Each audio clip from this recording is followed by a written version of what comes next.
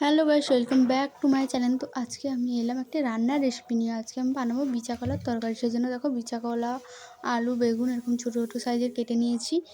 তারপর এগুলোকে ধুয়ে ভালো করে সিদ্ধ করতে দিয়ে দিলাম। লবণ আর পরিমাণ মতো হলুদ দিয়ে কিছুক্ষণ সিদ্ধ করবো ঢাকা দিয়ে, জল দিয়ে। যেভাবে সিদ্ধ হয়, জানি না রান্নাটা কেমন হবে, কারণ প্রথমবার বানাচ্ছি এই রান্নাটা। এইবার ঢাকা খুলে দেখবো সিদ্ধ হয়েছে কিনা। তো দেখো সিদ্ধ হয়েই এসছে, এর থেকে বেশি সিদ্ধ করার দরকার নেই।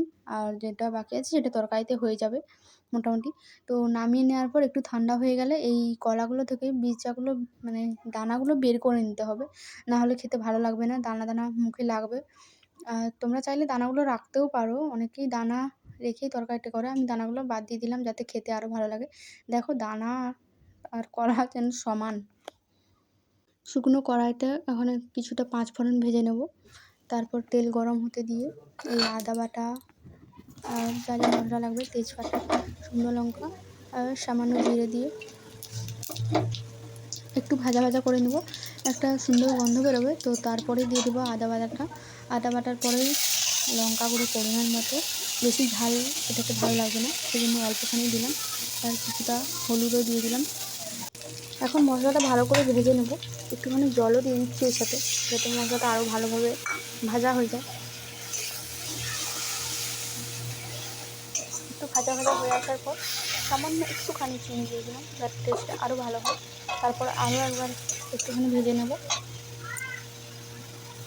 মশলাটা ভাজা হয়ে এসছে। এখন আগে থেকে আমি থেতো করে রেখেছিলাম এই কলা, আলু, বেগুন সব একসাথে, এরপর এই মশলাটার সাথে মিশিয়ে দেবো।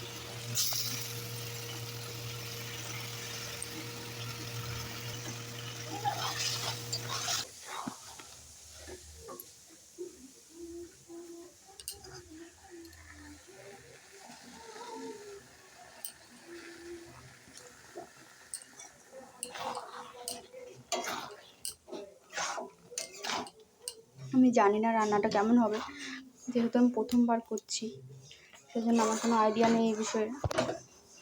তাও চেষ্টা করলাম করার জন্য। তো এরপরে আমার রান্নাটা হয়ে এসছে। এখন কাঁচা তেল একটুখানি দিয়ে আর যে ভেজে রেখেছি সম্বুরা, ওটা দিয়ে দেবো। ওটা দিয়ে নামিয়ে দেবো।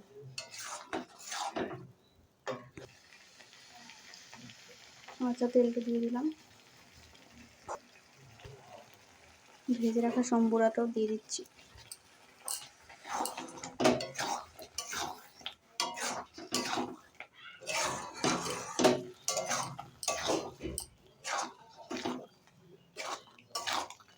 চাওয়ালা রেসিপি আমার তৈরি। তো কেমন লাগছে দেখতে এটা অবশ্যই কিন্তু কমেন্টে জানিও। তো চলো আজকের মতো ভিডিওটা এখানে শেষ করলাম, টাটা।